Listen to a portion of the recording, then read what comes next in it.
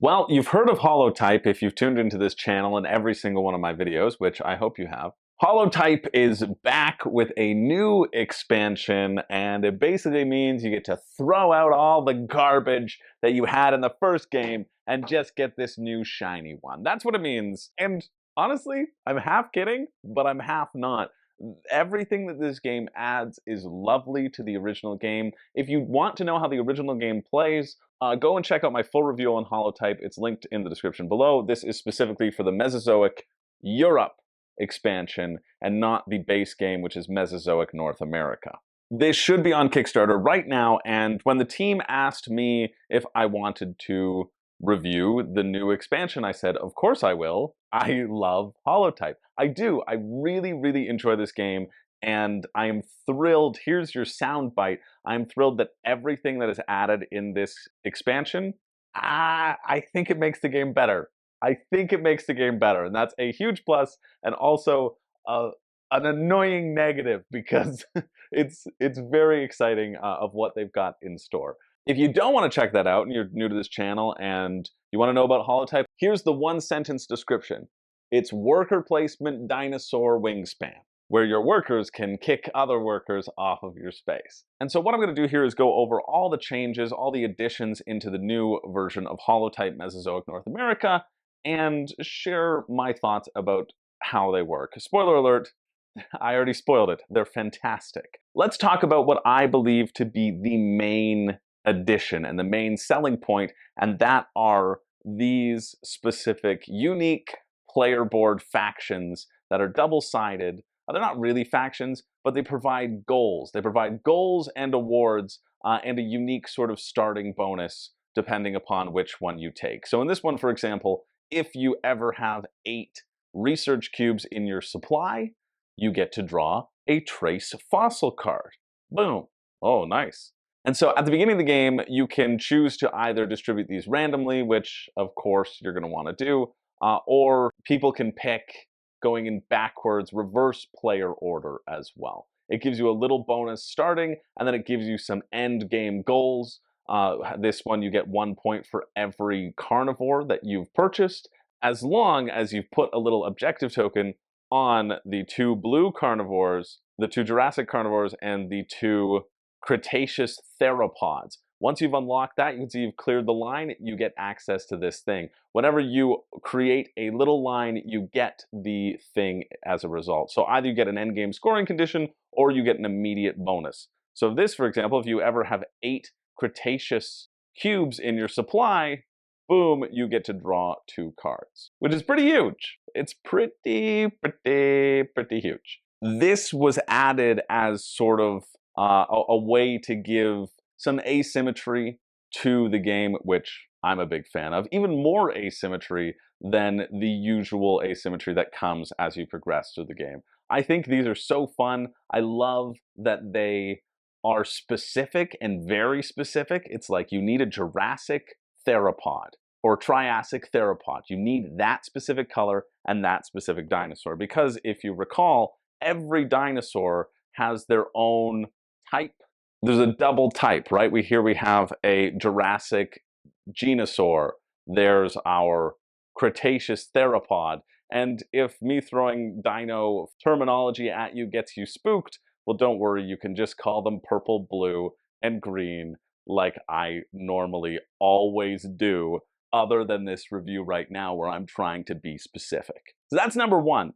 That's number one, the number one change that's happened, which should get you pretty excited. It's super fun to have happen, and some of these boards have this special little bonus. You don't start with a bonus, but instead, it only takes you 2 published dinosaurs to unlock that very useful third worker, which I haven't yet played with, but I appreciate when it is played with. And I appreciate seeing it happen. So that's change number 1. Change number 2, sure, let's go with a softball here. Change number 2, we've added in a few more specialties. Milestone token, that's what they're called. Throughout the main game, as you progress through the game, as dinosaurs are published and you get to this star, everybody gets to unlock a special ability. And the base game comes with 6 special abilities. This little special ability, this Recall +1, comes with the little mini expansion that was offered in that first base game. And then now we have 2 more which have to do with publishing. You can see we have publishing -1 in order to put down a global objective token. And you also see that in this one can upgrade it so that whenever you take the publishing action, which is right here, publishing a journal, you see how there's a slash right here? You can either publish a dinosaur, which means pay the cost for the dinosaur and put it into your tableau, gaining the points at the end of the game, or you can pay 5 research cubes to put it on one of these global objectives. These global objectives, if there are 3 theropod holotypes that are out in the open, you can take your little circle, paying 5 research cubes, and put it on there. If you're the one who has the 3 theropods, well then, you get to do it for free. It's a little special bonus. Again, I feel like I'm jumping into a lot of specifics here. If you haven't watched the original Holotype or played the original Holotype, please go check out that review. These things will make a little bit more sense. But I want to jump just right into the changes for everyone. These 2 little tokens are huge. Being able to get this publishing one that allows you to take basically 2 actions with 1, it ups your efficiency times 1,000. It's so good. And also knocking off the amount of research cube it takes also increases that efficiency by a ton, especially because 4 research cubes are infinitely easier to get, especially if you've already upgraded your library, which gets you +1 research cubes. Boom, you put 1 person down there, you can go claim an objective. These are all sort of focused around saving you that action efficiency, which is something that I'm very excited about. So those are the 2. That's also another small little addition. Basically, Mezozoic Europe is adding in a bunch of these little tweaks and little variants which you can throw into your game. The biggest of these changes is that it comes with a whole new stack of cards for each category. Unlike a lot of expansions, unlike Wingspan, for example, where if you get an expansion, you can just take the cards and you smash them into the deck, and hey, you've got more dinosaurs to do. These are specifically balanced to work with the new personal objectives, right? They're specifically balanced to work with the new global objective decks. And so it's like they've rebalanced the entire game in a way that makes it a little bit different and makes your goals a little bit different, and also emphasizes the strengths and difficulties of pursuing these sorts of things. And that, I think, is a really positive thing, because you just get your own new game.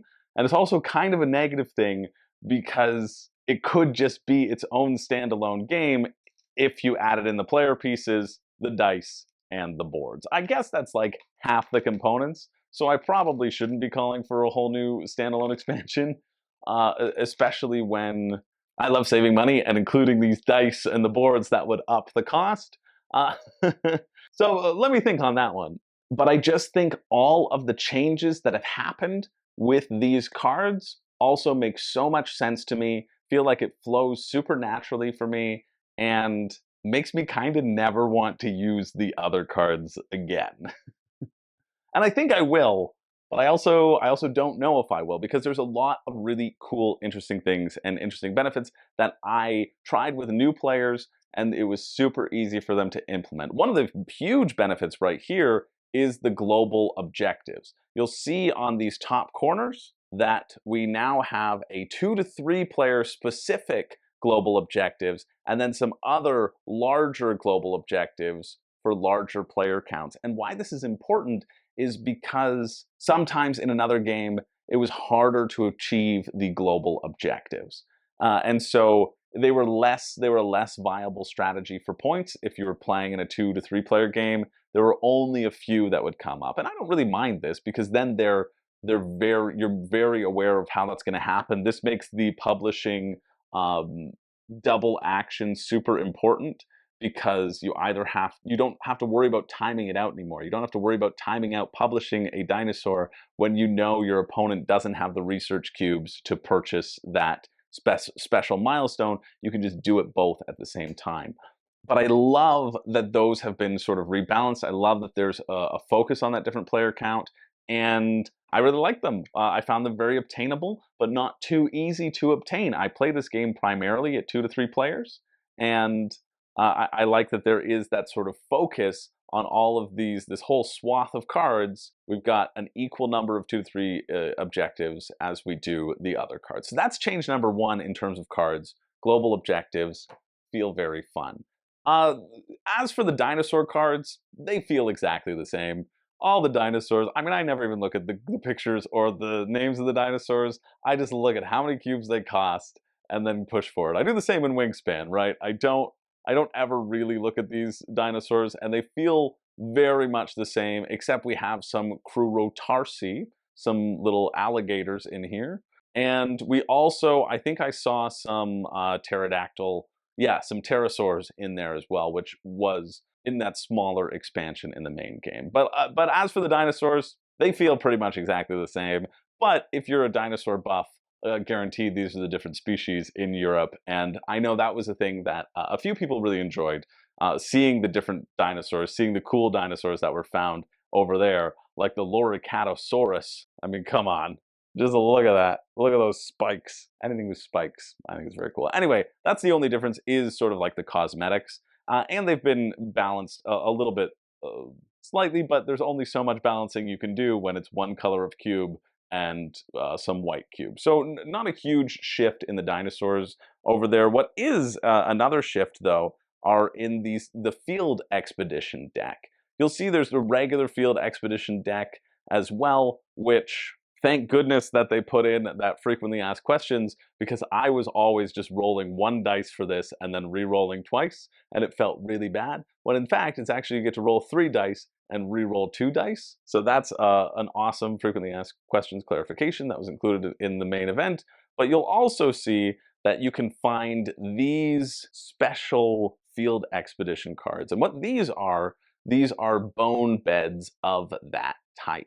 So every single period has a number of limited bone beds, which will give you guaranteed victory points at the end of the game and give you guaranteed fossils as well. So the next time you go back to the dig site, the next time you're like, okay, I'm heading back to the dig site, but instead of drawing a card, you can use this bone bed that you have discovered and then put it in front of you, getting to score the points at the end of the game, and also guaranteeing you that type of resource. So those are super fun as well, because sometimes when you're going to the field expedition, even if you're drawing 2 cards and keeping 1, you're really desperate to try to get those things, right? And knowing that you have a cache of fossils of a specific type allows you to target other dinosaurs, especially near the end of the late game, that you may not have targeted before. So I think I really like that. The other change here is also what happens when you reshuffle. In the main game, there was a card that said choose any one of the other five areas on the board and take that. In this one, you actually just get 3 fossils of your choice from the museum. So you're guaranteed to have access to fossils. So you're guaranteed to be able to get some fossils when that reshuffle thing comes about, which I think is great. Another cool, fine change. The personal objectives I didn't find to be any different, really. The personal objectives are always going to be very similar. Publish a type of holotype. I still kind of wish there was more ways to get personal objectives throughout the game. There's no real way to do that. Wingspan has draw 2 personal objectives, keep 1, and nothing really, unless there's one on the board that I missed, but I don't think there is. You're only going to have 1 personal objective, which I think it might be kind of fun to be able to push your luck. That's something I might want to see in future expansions, is the ability to draw more of these things and kind of push your luck on points. But then that might also, because you can get a lot of points here, right? You can get like 21 victory points if you manage to just get that into your hand, and so that could make for some pretty swingy stuff as well, I guess. So that I can see it both ways. But yeah, the main changes then for me are these boards, these faction boards, which feel so fun. There's the ability to get an additional milestone out there. Super awesome. I love the Cretaceous bone beds that are over here, and I love the change of the global objectives. Those are kind of like the 3 massive changes that happen. But another thing that's really nice this is just a printed sort of rulebook, a prototype rulebook. Yours will come on actual printed paper. I am legally obligated to tell you that. But I do love that they've included a nice list of variants as well. So you have the equal turn variant. If you want to play a game that isn't as cutthroat, they give you a first player token and make sure that everybody takes the same amount of turns. In regular Holotype, as soon as somebody published the last dinosaur or filled up the global milestones, game was over, done. And so there was this really tension of like, okay, I don't know if I should draw new dinosaurs or not. Whereas in this one, everybody gets to finish out the round. And so me as the first player, that sucked for me because I saw my opponents discard their dinosaurs on their last turn and got to give themselves a bunch more points that I didn't want them to have. But you know, it's okay. And speaking of personal objectives, I do really like this delayed personal objective. They do this in a few games as well. But if you want to wait, usually at the beginning of the game, you have to draw 2 personal objectives and keep one right away. But in this one, you can wait until you unlock your third worker. When you publish that third holotype, you get to choose, throw one away, and keep the other. And so I think that's a really nice variant. But my favorite variant, which I think I will play with all the time because I think it's so fun, is this global milestone variant. And basically what it is at the beginning of the game, you turn over all of your global milestones. Because you have 9 of them, right? You should have 9. You might even have 10. There was another one that was in the box that they were maybe experimenting with. I don't know. They said, don't use that one. I said, okay. But you mix them all up, and then you draw 2 milestones. So in this one, we drew storage and specimen draw. And then everybody gets to start with those milestones in play. So it just accelerates the amount of abilities that you get to get. It makes the first initial selections a little less important, but I remember we played with a game where the publishing was -1 for everyone. And the fact that it was -1 for every player really changed the whole dynamic of the game. Everyone was like, okay, well, and we also had the storage out. So it was storage and -1. So we were just overflowing with options. And so everybody got their publishing double action so that we were able to chain things together and really fight over the global milestones. And it made for a really exciting game. So I really love that variant. It just gives everybody more stuff, right? And when that stuff is free flowing, I feel like that tends to amplify a game experience. So that's pretty much it. That's all that there is in terms of the change of Mezozoic Europe. I'm not sure what the price is going to be. If you're interested in getting the expansion or getting the main game, you can check your local store. I know that there are a bunch of copies out in a good store, or you can check Kickstarter for this one as well. The campaign link will again be down below. And I'm a big fan. I'm a big fan of all of the new changes, and I am of the philosophy that there are never essential expansions, right? I think Holotype on its own, as its base game, is a great game, perfectly good. The only thing that's bad about it, really, is in this insert, it's so incredibly frustrating to try to get those square cubes out of this section. There needs to be some sort of curve in there or something, and I'm going to rip it out and chop it up into a bunch of bits and put it in my own little tins. Anyway, other than that, Holotype's a really fun game. It's just a really relaxing cube pusher, and this just adds a bunch of elements to it. One thing that I forgot to say is these trace fossils as well. In the base game, every trace fossil cost only one cube to put forward, but now they've also rebalanced those so that anything that gives you an extra 4 points, because 4 points is a lot of points, right, now costs you 2 cubes. And so just these little touches make me never want to play the base game again. Especially because it is a game where you have a whole new set of cards, right? There's no way to really implement and mash your stuff together. And I'm kind of fine with that because it means that they've balanced for it, and you're never going to get through this whole honkin' deck anyway. And having a deck that's smashed together where everybody's somehow only drawing green cards makes for a less exciting game. Or maybe it doesn't. Maybe everybody then goes really heavy into extra draw and discard for the specimens. But I'm going to trust that they experimented with being able to mix them together and that they decided on it for a reason. So I'm of the philosophy that no expansion is essential. That is my philosophy. I think Holotype is still a great game. It has a seal of distinction from Room and Board, and I stand by that seal of distinction. It's just a relaxing cube pusher, and everything in here kind of elevates it in a very fresh and simple and exciting way. So if you are a fan of Holotype, I wholeheartedly recommend getting this new expansion. It's just gonna take it up to the nth degree if these things sound exciting to you. If not, it's also probably fine. You can just play with the other variants. These, you don't need to purchase a whole new game to have new milestones. Just, you know, print out a couple, whatever. But I think it's a really impassioned design team. They have put a lot of work into this system, and yeah, I'm really excited that it exists. I'm really excited to see it continue to evolve, and I hope it does well. So check out the Kickstarter down below. I don't know if I really rate expansions. I've never really rated an expansion, but I just would rate the game with the expansion in it. And so it's definitely still in that seal of distinction category. I love these special player boards. They feel so powerful and fun, and it's very fun to focus on them and to have something that gives you a little bit of a jump start as well. So there you go. That's what's in Holotype Mesozoic North America. Nope. Holotype, the European expansion. Hopefully that was helpful. If it was, hit the like button, subscribe to the channel. Thank you for being here. My name is Chris George, and I don't have a catchphrase. I don't. But I do have a whole bunch more cubes to explore. Sorry, I mean dinosaurs to explore.